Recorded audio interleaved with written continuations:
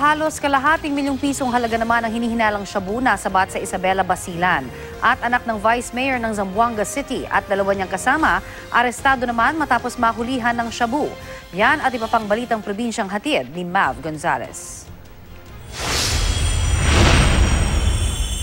Arestado ang tatlong lalaki kabilang ang anak ng isang vice mayor matapos umanong mahulihan ng droga sa Zamboanga City.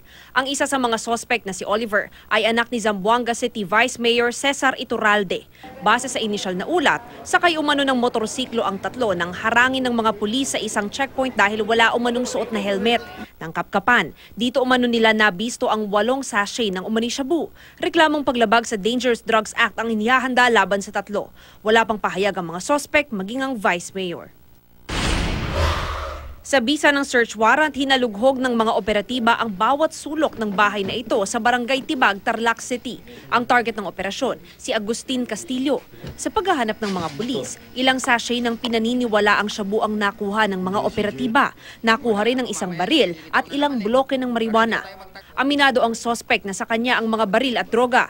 Ayon naman sa mga pulis, dati nang sumuko sa Oplan Tokhang si Castillo, ngunit bumalik daw sa dati niyang gawain dahil umano sa tindi ng pangangailangan. Madugo ang naging pagtatapos ng buhay ng isa sa top 10 drug personalities ng Camarines Sur matapos makipagbarilan umano sa mga pulis. Isang operasyon ang ikinasa ng mga pulis laban sa sospek na si Jesus Goronal. Naaktuhan ng sospek ng mga pulis habang bumabatak. Agad namang bumunot ng baril ang sospek at pinaputukan umano ang mga operatiba. Ayon sa mga pulis, matagal nang sangkot sa iligal na droga si Goronal.